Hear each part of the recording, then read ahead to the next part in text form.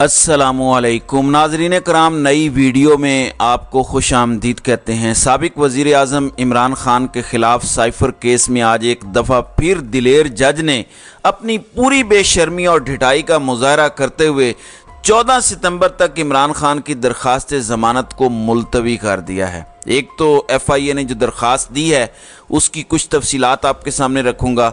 जज साहब जैसे भागते रहे, अब उसी तरह से सरकारी वकला ने भी भागना शुरू कर दिया है। वो किस तरह से, इस पर बात होगी। दूसरी तरफ गिलगित बल्तिस्तान के अंदर अभी जो नोटिफिकेशन जारी किया गया है उसके बाद हज़ारों लोग जो धरने में मौजूद थे वो किस तरीके से PTI की इस जीत को सेलिब्रेट कर रहे हैं। हालात भी इस वक्त गिलगित बल्तिस्तान के अंदर कशीदा हैं, इस पर भी बात करेंगे। जबकि गरीदा फारूकी एक मरतबा फिर जो है उन्होंने अरशद शरीफ की जो अहलिया हैं उनके वारंट गिरफ्तारी के हवाले से हर्जा सराई की है। अब सहाफ़ती कम्युनिटी ने इस पर क्या रद्द-ए-अमल दिया है और किस तरीके से इनकी जई तई फेर दी है, इस पर भी हम इस वीडियो में ही बात करेंगे।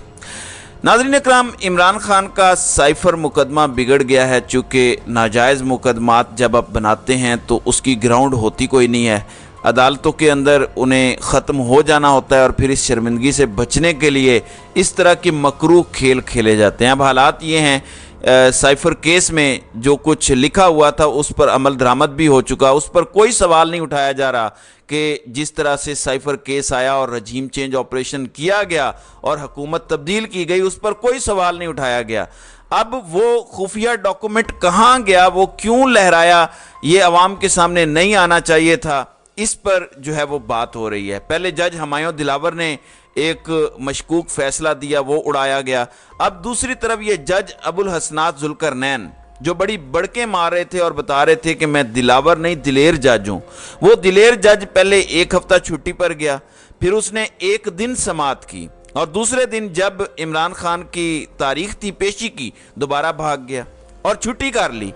अब सरकारी तौर पर 3 से 4 प्रोसिक्यूटर हैं, एक नहीं होता। लेकिन इमरान खान की दरख्वास्त ज़मानत को चूँकि लटकाना है, मामलात को लेट करना है, डरे हुए हैं, मुकदमा झूठा है, ज़मानत हो जानी है। कोई बेज़मीर से बेज़मीर भी शख्स अगर कुर्सी पे बैठा होगा तो नाजायज़ मुकदमे में ज़मानत तो देनी पड़ेगी।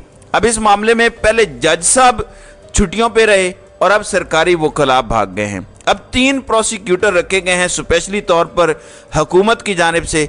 अब कहा जा रहा है कि वो तीनों सुप्रीम कोर्ट ऑफ पाकिस्तान में मसरूफ़ हैं। सुप्रीम कोर्ट ऑफ पाकिस्तान में कैसे मसरूफ़ हैं? सुप्रीम कोर्ट के अंदर तो फुल कोर्ट रेफरेंस हो रहा है, उसके अंदर आपने कौन सी पेशी देनी है, तो ये पेश नहीं हुए। फिर 1 बजे का टाइम इस जज अबुल हसनात दिलेर ने दिया, लेकिन फिर भी प्रोसिक्यूटर हाजिर नहीं हुए। अब ये समाअत जो है वो दोबारा 14 सितंबर तक मुलतवी कर दी गई है। शर्म से डूब मरने का ये मकाम है इन सब के लिए जिनके पास ताकत के इस्तेमाल के अलावा कुछ नहीं बचा जिसको वो पेश कर सकें और बता सकें कि इमरान खान किस लिहाज से मुजरिम है।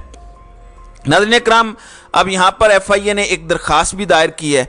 इसमें इमरान खान की जानिब से दायर दरख्वास्त ज़मानत पर प्रोसिक्यूशन ने एतराज़ात आयद किए हैं। स्पेशल प्रोसिक्यूटर की जानिब से ऑफिशियल सीक्रेट एक्ट अदालत में दायर दरख्वास्त पर मौक़िफ़ इख्तियार किया गया है कि सुप्रीम कोर्ट के फैसलों की रोशनी में इमरान खान की जानिब से दायर दरख्वास्त ज़मानत के साथ शरीक मुल्ज़मान की ज़मानत की दरख्वास्तों की तफसील का सर्टिफिकेट मुंसलिक नहीं किया, इसलिए इमरान खान की दरख्वास्त काबिल ज़मानत ही नहीं है।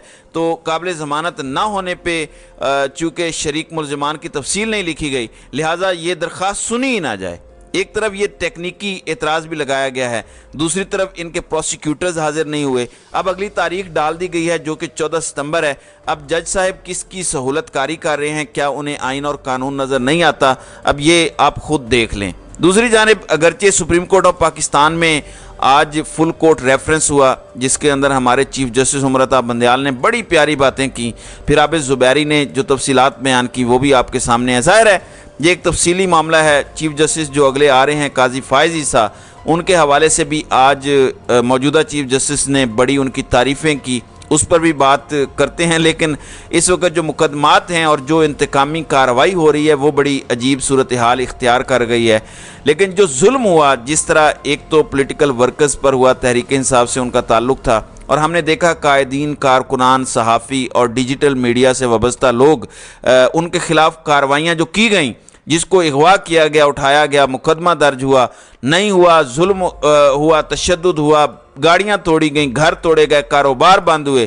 اب صحافیوں کا کام رپورٹنگ کرنا ہوتا ہے اور اس کے ساتھ وہ اپنا تجزیہ دے سکتے ہیں، لیکن بہت سارے ایسے مکروہ کردار صحافت کے اندر ہیں، جو مرد ہیں، خواتین بھی ہیں، جو ہمیشہ جمہوریت، انسانی حقوق، آزادی اظہار رائے جیسے ٹائٹل استعمال کرتے رہے، لیکن ان کی گھٹیا حرکتیں بھی مسلسل سامنے آ رہی ہیں۔ ان کو کون مینیج کر رہا ہے اور ان کو کون واٹس ایپ میسیجز کرتا ہے، یہ ہم سب جانتے ہیں۔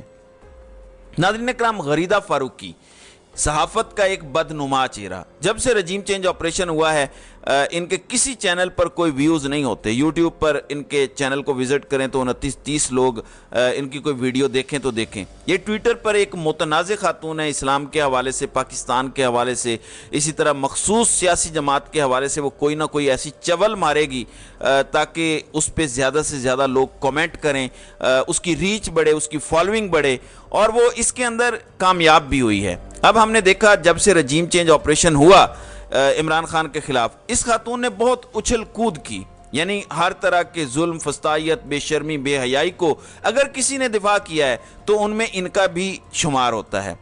اب انہوں نے کہا، جب ارشد شریف شہید کی اہلیہ کے وارنٹ گرفتاری جاری ہونے کا کل معاملہ آیا، اس پر انہوں نے چیلنج دے دیا۔ انہوں نے کہا کہ جو لوگ کل سے ارشد شریف کی بیوہ سمیہ ارشد کے ناقابل ضمانت وارنٹ گرفتاری پر پریشان ہیں، ان سے درخواست ہے کہ جاری شدہ یا وصول شدہ وارنٹ گرفتاری اپلوڈ کر دیں۔ اب یہ انہوں نے کہا۔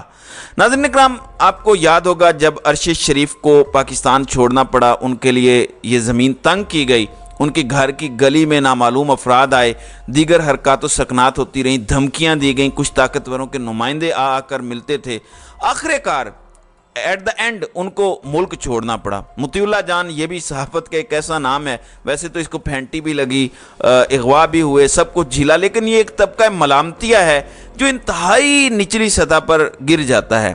اب انہوں نے وہ تصویر اپلوڈ کی کہ یہ بھاگ گئے۔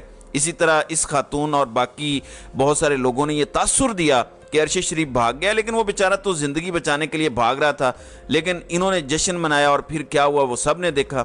اب اس پر ان کو جواب دیا گیا ہے، 2-3 صحافیوں نے بڑے اہم ریمارکس دیے ہیں۔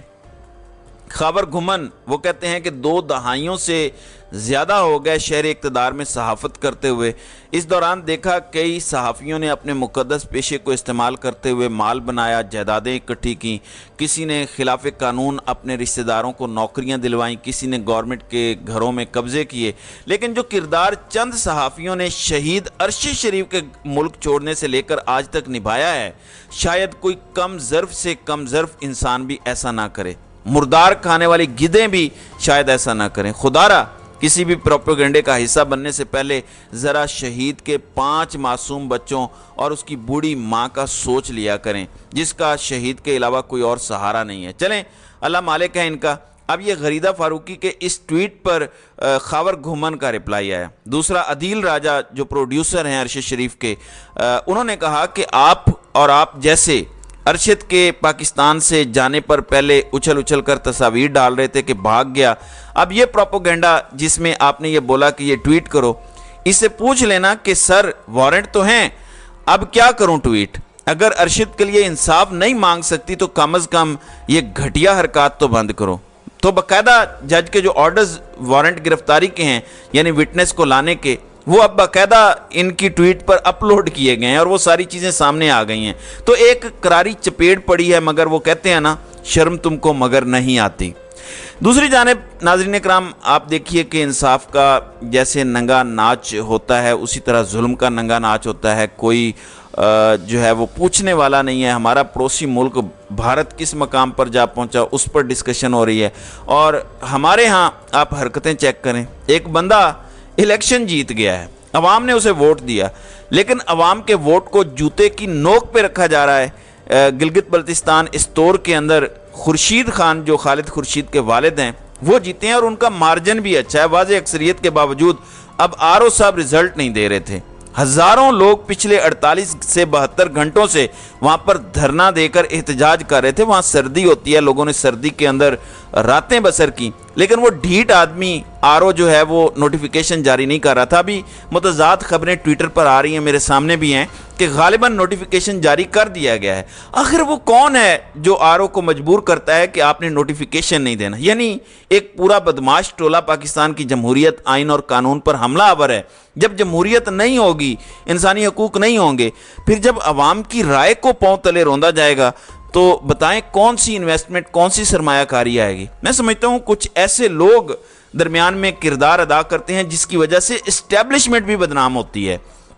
इस्टेब्लिशमेंट का नाम इस्तेमाल होता है, इस्टेब्लिशमेंट के खिलाफ एक नफरत का माहौल पैदा हो चुका है। इससे इदारों की बदनामी हो रही है और इनको मामलात को क्लियर करना चाहिए, बताना चाहिए। अब ये कौन सा किरदार है जो अवाम की राय को बूटों की नोक पे रखे हुए है? और इलेक्शन कमीशन ऑफ पाकिस्तान की नालायकी और नाअहली का आप अंदाज़ा करें कि जो एक हल्के का इलेक्शन मैनेज नहीं कर सकते, कल वो पूरे पाकिस्तान के अंदर इलेक्शन के रिजल्ट के साथ क्या करेंगे? यानी इसका मतलब है कि सिकंदर सुल्तान राजा अवाम के मैंडेट पर डाकू बन के मुसल्लत हुए हैं। वो डकैती भी करेगा, फिर अवाम क्या करेगी? तो बहुत से सवालात हैं। बहरहाल एक दिन ये जुल्म और अंधेर नगरी ख़त्म होगी और इंशाल्लाह एक नई सुबह तुलू ज़रूर होगी। तो नाज़रीन कराम, आपकी इस वीडियो के हवाले से क्या राय है? आप अपनी राय का इजहार कमेंट सेक्शन में ज़रूर कीजिएगा।